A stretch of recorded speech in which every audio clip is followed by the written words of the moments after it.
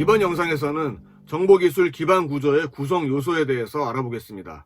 이 내용은 전산개론이나 컴퓨터개론 과목에서 상세하게 다루어지게 되는 내용들입니다. 경영정보시스템 과목에서는 간략히 다루는 것으로 하고 좀 더 상세한 학습은 해당 과목을 통해 진행하시기 바랍니다. 이번 경영정보시스템 강의 영상에서는 크게 컴퓨터 하드웨어, 컴퓨터 소프트웨어, 프로그래밍 언어, 데이터베이스, 정보통신 등 5가지 주제에 대해서 알아보겠습니다. 경영정보시스템 영상 강의를 계속 진행하고 있습니다. 업데이트 정보를 받아보실 분은 지금 구독해 주시기 바랍니다. 정보기술 기반 구조의 구성 요소 첫 번째로 컴퓨터 하드웨어입니다.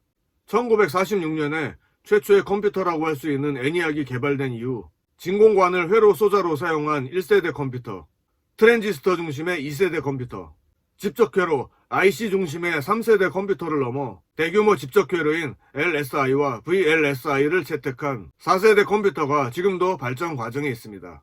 오늘날까지 컴퓨터는 반도체 집적 기술의 발달과 함께 속도, 용량, 크기 등에 있어서 획기적인 발전을 거듭해 왔습니다. 하지만 근본적인 특성 면에서는 여전히 4세대를 벗어나지 못했다고 할 수 있습니다. 그러나 가까운 장래에 이와는 전혀 다른 개념의 차세대 컴퓨터가 등장할 것으로 기대되고 있습니다. 이 차세대 컴퓨터인 5세대 컴퓨터의 실현은 아직 진행 중입니다. 1세대부터 4세대까지 폰 노이만 이론에 기초한 순차 처리 기반 컴퓨터라고 한다면 5세대는 비폰 노이만 방식의 병렬 처리 기반의 컴퓨터입니다. 앞으로 나노 기술과 양자 계산 기술의 발전으로 가능해질 전망입니다.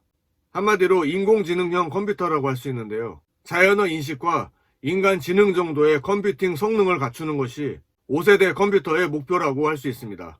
우리가 현재 사용하고 있는 컴퓨터 하드웨어는 입력장치, 기억장치, 연산장치, 제어장치, 출력장치 등으로 나누어집니다.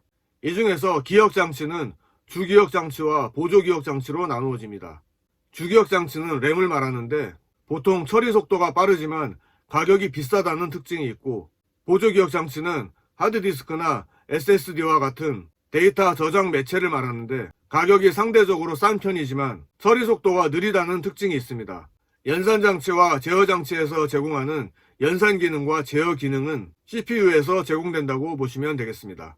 다음으로 컴퓨터 소프트웨어는 크게 시스템 소프트웨어와 응용 소프트웨어로 나누어집니다. 시스템 소프트웨어는 윈도우와 같은 운영체제가 대표적이죠. 그리고 응용 소프트웨어는 범용 소프트웨어와 전용 소프트웨어로 나누어집니다. 범용 소프트웨어는 말 그대로 워드 프로세스나 스프레드시트와 같이 범용적으로 쓰이는 소프트웨어를 말하며, 전용 소프트웨어는 보통 기업의 특정 분야를 전산화해놓고 특정 목적의 기능만을 제공하는 소프트웨어를 말합니다. 프로그래밍 언어에 대해서도 알아보겠습니다. 프로그래밍 언어는 보통 1세대 언어에서부터 4세대 언어까지 분류합니다. 1세대 언어는 기계어라고 하는데 0과 1로만 구성되어 이루어져 있는 언어로서 컴퓨터가 직접 해석할 수 있는 유일한 언어입니다. 하지만 다른 기종 간의 호환성이 없어서 특정 컴퓨터에서만 사용할 수 있고 사람이 유지보수하기가 매우 힘들다는 단점이 있습니다. 2세대 언어는 어셈블리어를 말합니다. 명령어가 간단한 부호로 이루어져 있고 기계어보다 유지보수하기가 쉽습니다.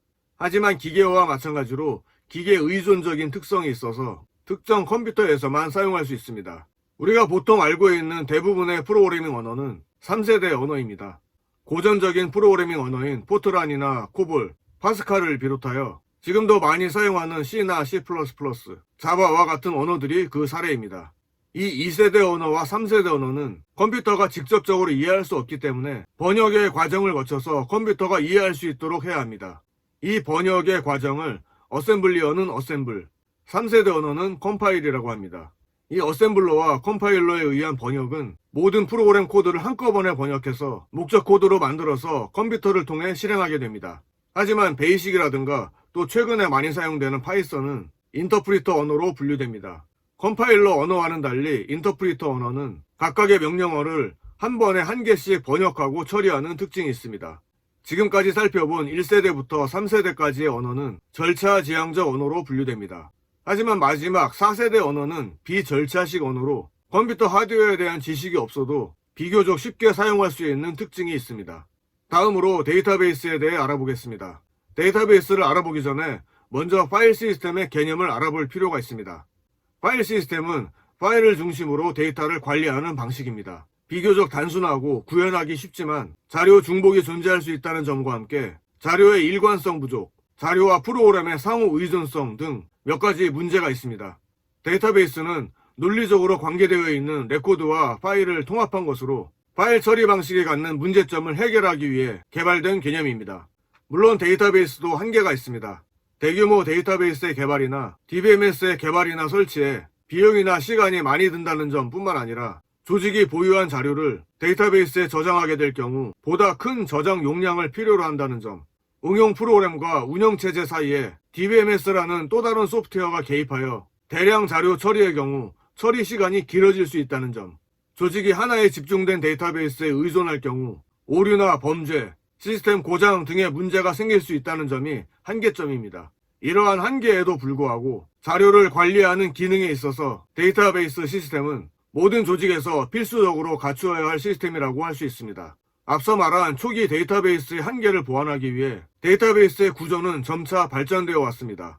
초기 데이터베이스의 구조는 계층 구조로서 1대1 관계나 1대 다 관계만을 표현할 수 있다는 단점이 있습니다. 좀 더 진화된 구조는 네트워크 구조로서 계층 구조의 한계점을 보완했지만 여전히 현실적으로 사용하기에는 한계가 많은 구조입니다. 다음으로 가장 보편적으로 쓰고 있는 데이터베이스 구조는 관계형 데이터베이스입니다. 관계형 구조로 잘 구현된 데이터베이스는 컴퓨터 전공자가 아니더라도 쉽게 접근하여 데이터를 추출할 수 있다는 장점이 있습니다. 다음으로 객체지향 데이터베이스가 개발되었지만 현재는 객체지향 데이터베이스의 일부 장점을 관계형 데이터베이스에 적용하여 객체 관계형 데이터베이스를 제공하는 기업들도 생겨나고 있습니다. 데이터베이스와 관련된 용어로 데이터 웨어하우스와 데이터 마이닝에 대해 알아보겠습니다. 데이터 웨어하우스는 기업의 전사적 관점에서 다양한 데이터베이스를 통합함으로써 데이터 분석을 가능하게 해주는 기술입니다. 즉 데이터 웨어하우스는 차원 높은 데이터 분석 업무를 통하여 만들어진 고급 분석 정보를 의사결정자의 판단 근거 자료로 제공하기 위해 사용자들의 의사결정에 필요한 정보들을 한 곳에 저장해 놓고 이를 필요로 하는 사람에게 적시에 적정한 형태로 데이터를 제공하는 저장 창고입니다. 다만 이 데이터 웨어하우스를 구축하는 것은 기간이나 비용이 많이 소요되기 때문에 데이터 웨어하우스의 하위 개념으로 데이터 마트를 구축하는 사례도 있습니다. 다음으로 데이터 마이닝이란 데이터베이스로부터 과거에는 알지 못했지만 미래에 실행 가능한 가치 있는 정보들을 추출해내고 의사결정에 이용하는 과정을 말합니다. 데이터 마이닝에서는 여러 가지 통계학적 기법을 포함하여 다양한 분석 방법론을 제공합니다. 가장 대표적인 분석 기법은 올랩입니다. 올랩은 데이터를 다차원으로 바라봄으로써 데이터를 한 방향에서만 바라봤을 때 보이지 않던 패턴이나 숨겨진 데이터들을 찾아내 입체적으로 분석할 수 있도록 도움을 줍니다. 데이터 마이닝은 유통이나 금융과 같이 사용자의 특성을 분석하고 그 결과를 기반으로 서비스를 개발하여 제공하는 업체에서 주로 많이 사용합니다. 데이터 마이닝의 가장 유명한 사례는 맥주와 기저귀 사례입니다. 미국의 어떤 유통업체는 데이터 마이닝 기법을 이용하여 저녁 시간에 일회용 기저귀를 사는 사람은 캔맥주를 함께 구매한다는 사실을 알아냈습니다. 그래서 이 유통업체는 기저귀 제품 코너 옆에 맥주를 함께 진열해서 구매율을 높일 수 있게 되었습니다. 대형 마트에 쇼핑하러 와서 제품의 진열 방식을 잘 관찰하시면 제품의 카테고리는 다르지만 같은 곳에 배치하여 제품의 동시 구매를 유도하는 사례를 많이 찾아볼 수 있습니다. 좋은 사례를 댓글로 남겨주신 분들은 소정의 선물을 드리도록 하겠습니다. 정보기술 기반 구조의 구성 요소 마지막으로 정보통신입니다. 정보통신은 전달하는 정보의 종류에 있어서 음성이나 데이터와 같은 단순한 정보뿐만 아니라 소리나 그림을 복합한 멀티미디어 정보까지 포함됩니다. 또한 무선과 유선, 그리고 위성 통신까지도 결합함으로써 대량의 정보를 신속하게 주고받을 수 있는 기술입니다. 이 정보통신 기술은 정보처리 기기, 통신 처리 장치, 전송 매체, 통신 프로토콜 등 기본 구성 요소를 갖추고 있어야 합니다. 먼저 정보처리 기기입니다. 초기의 정보 시스템은 메인 컴퓨터와 원격지에 있는 여러 단말기가 정보통신망으로 연결되어 있는 형태가 일반적이었습니다.